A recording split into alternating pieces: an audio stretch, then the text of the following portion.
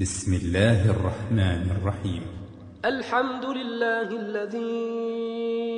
أنزل على عبده الكتاب ولم يجعل له عوجا قيما لينذر بأسا شديدا من لدنه ويبشر المؤمنين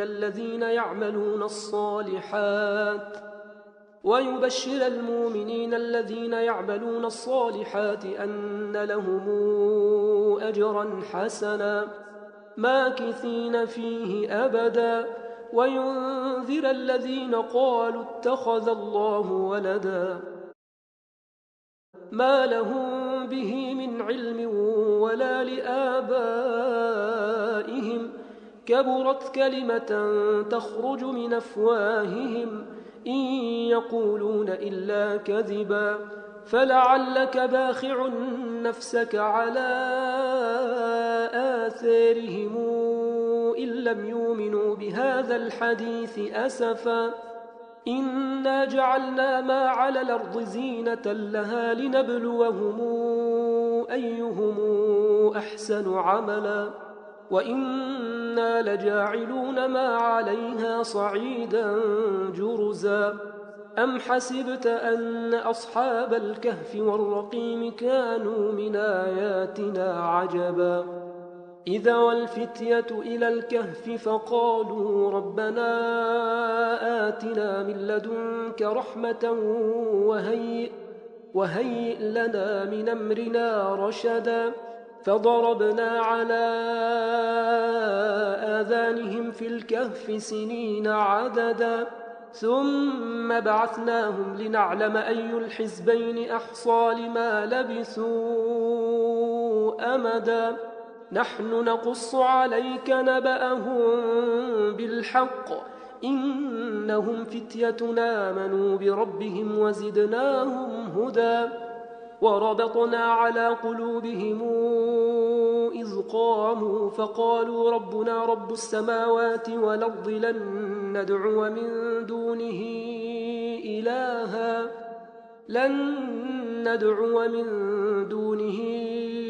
إلها لقد قلنا إذا شططا هؤلاء قوم اتخذوا من دونه آلهة لولا يأتون عليهم بسلطان بين فمن أظلم ممن افترى على الله كذبا وإذ اعتزلتموهم وما يعبدون إلا الله فأووا إلى الكهف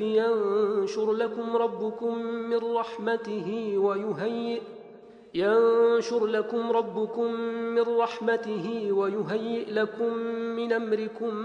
مرفقا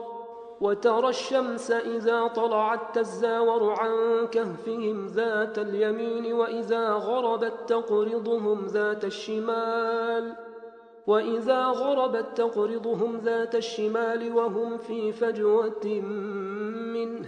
ذلك من آيات الله من يهد الله فهو المهتد ومن يضلل فلن تجد له وليا مرشدا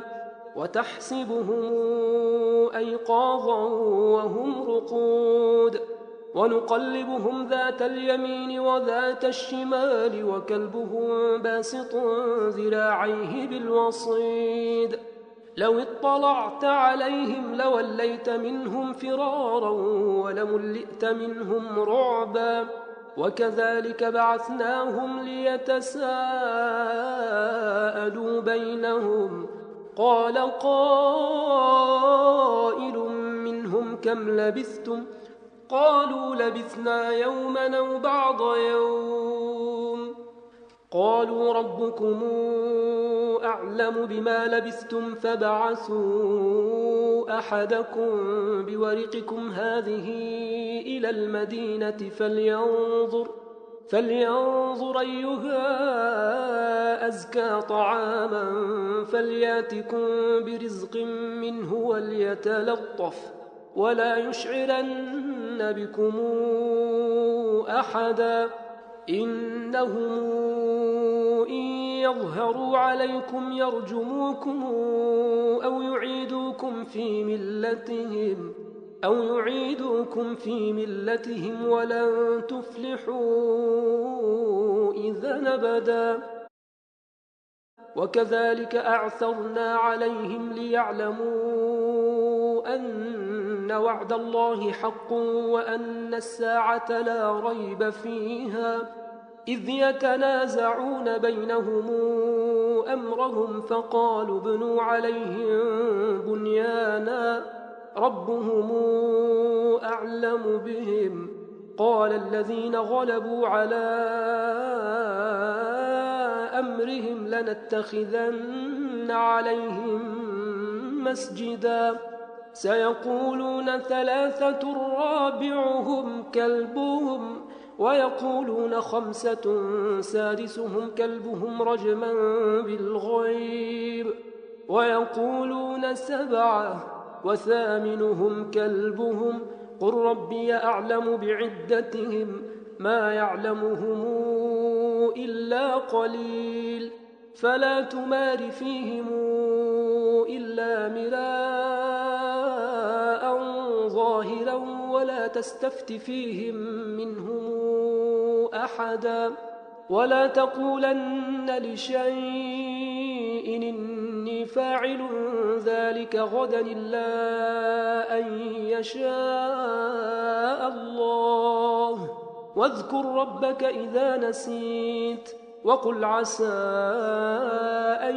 يهديني ربي لأقرب من هذا رشدا. ولبثوا في كهفهم 300 سنين وازدادوا 9 قل الله أعلم بما لبثوا له غيب السماوات والأرض أبصر به وأسمع ما لهم من دونه من ولي ولا يشرك في حكمه أحدا.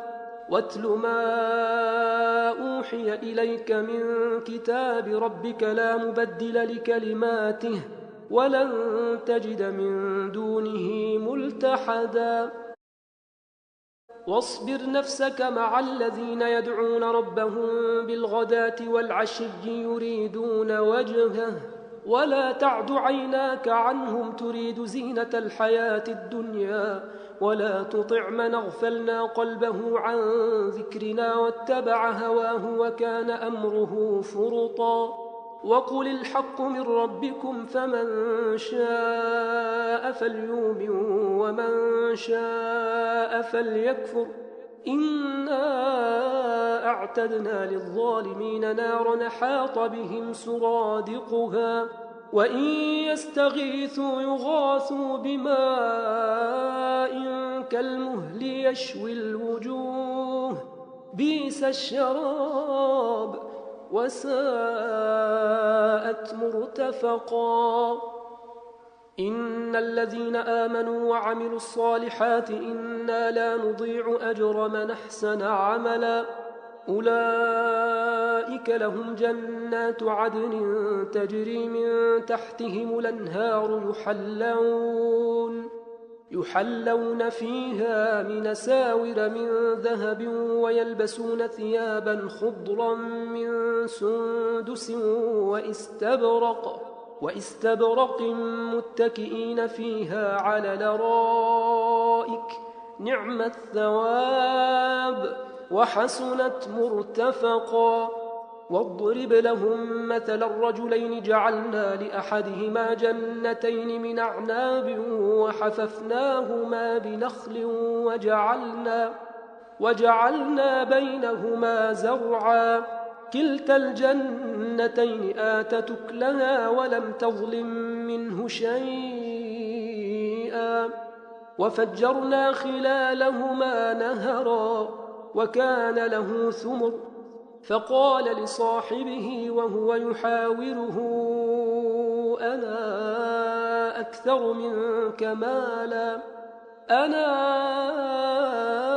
أكثر منك مالا وأعز نفرا. ودخل جنته وهو ظالم لنفسه قال ما أظن أن تبيد هذه أبدا وما أظن الساعة قائمة ولئن رددت إلى ربي لأجدن خيرا منهما منقلبا قال له صاحبه وهو يحاوره أكفرت بالذي خلقك من تراب ثم من نطفة ثم سواك رجلا لكن هو الله ربي ولا أشرك بربي أحدا ولولا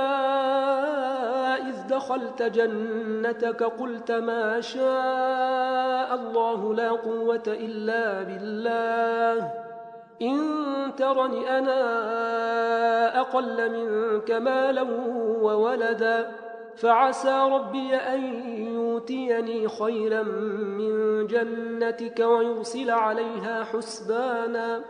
ويرسل عليها حسبانا من السماء فتصبح صعيدا زلقا أو يصبح ماؤها غورا فلن تستطيع له طلبا وأحيط بثمره فأصبح يقلب كفيه على ما أنفق فيها وهي خاوية على عروشها ويقول يا ليتني لمشرك بربي أحدا ولم تكن له فئة ينصرونه من دون الله وما كان منتصرا هنالك الولاية لله الحق هو خير ثوابا وخير عقبا واضرب لهم مثل الحياة الدنيا كماء أنزلناه من السماء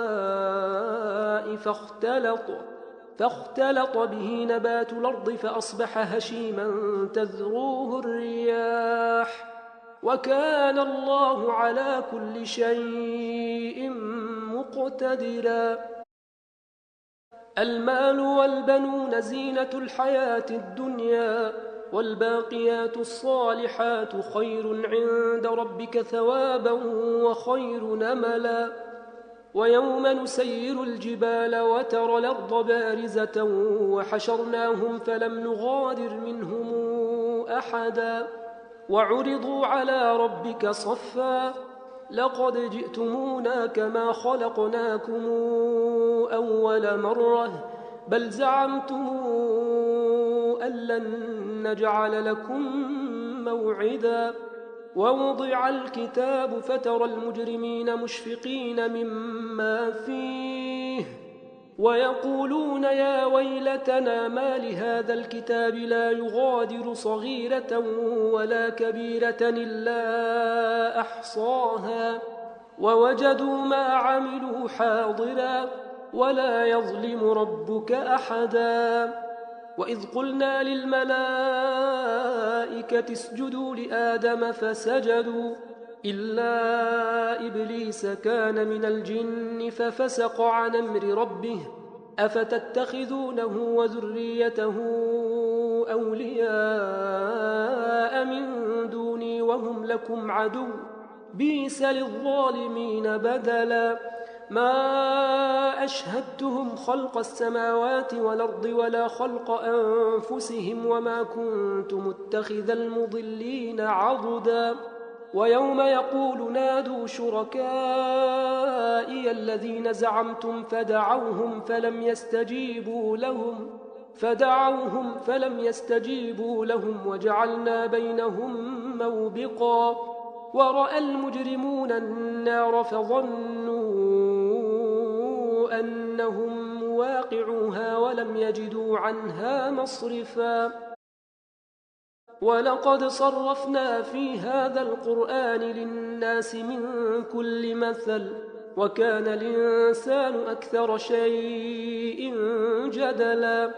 وما منع الناس أن يؤمنوا إذ جاءهم الهدى ويستغفروا ربهم إلا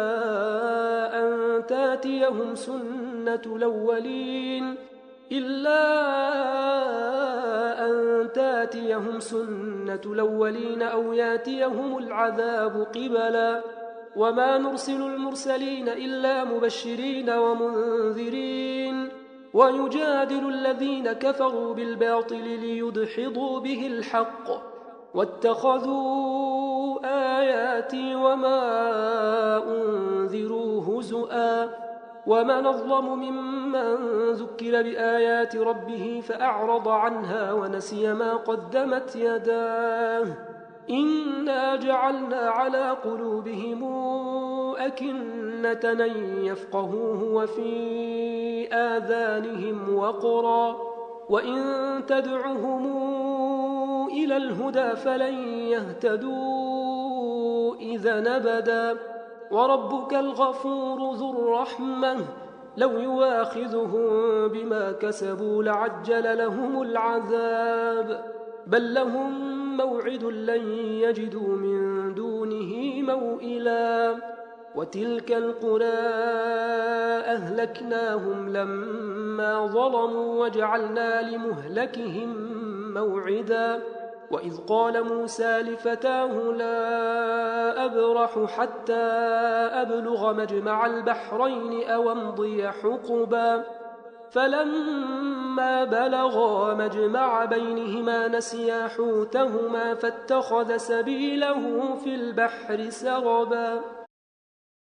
فلما جاوزا قال لفتاه آتنا غداءنا لقد لقينا من سفرنا هذا نصبا قال أرايت إذا وينا إلى الصخرة فإني نسيت الحوت وما أنسانيه إلا الشيطان أن أذكره واتخذ سبيله في البحر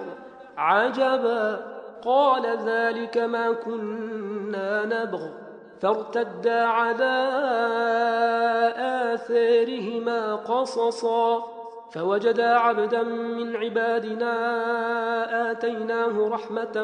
من عندنا وعلمناه من لدنا علما قال له موسى هل اتبعك على أن تعلمني مما علمت رشدا قال إنك لن تستطيع معي صبرا وكيف تصبر على ما لم تحط به خبرا قال ستجدني إن شاء الله صابرا ولا أعصي لك أمرا قال فإن اتبعتني فلا تسألني عن شيء حتى أحدث لك منه ذكرا فانطلقا حتى إذا ركبا في السفينة خرقها قال أخرقتها لتغرق أهلها لقد جئت شيئا إمرا قال ألم قل إنك لن تستطيع معي صبرا قال لا تواخذني بما نسيت ولا ترهقني من أمري عسرا فانطلقا حتى إذا لقيا غلاما فقتله قال أقتلت نفسا زاكية بغير نفس لقد جئت شيئا نكرا قال ألم قل لك إنك لن تستطيع معي صبرا قال إن سألتك عن شيء بعدها فلا تصاحبني قد بلغت من لدني عذرا فانطلقا حتى إذا أتيا أهل قرية استطعما أهلها فأبوا أن يضيفوهما فوجدا فيها جدارا يريد أن ينقض فأقامه قال لو شئت لاتخذت عليه أجرا قال هذا فراق بيني وبينك، سأنبئك بتاويل ما لم تستطع عليه صبرا. أما السفينة فكانت لمساكين يعملون في البحر فأردت أن أعيبها وكان وراءهم ملك يأخذ كل سفينة غصبا. وأما الغلام فكان أبواه مؤمنين فخشينا أن يرهقهما طغيانا وكفرا، فأردنا أن يبدلهما ربهما خيرا منه زكاة وأقرب رحما. وأما الجدار فكان لغلامين يتيمين في المدينة وكان تحته كنز لهما وكان أبوهما صالحا فأراد ربك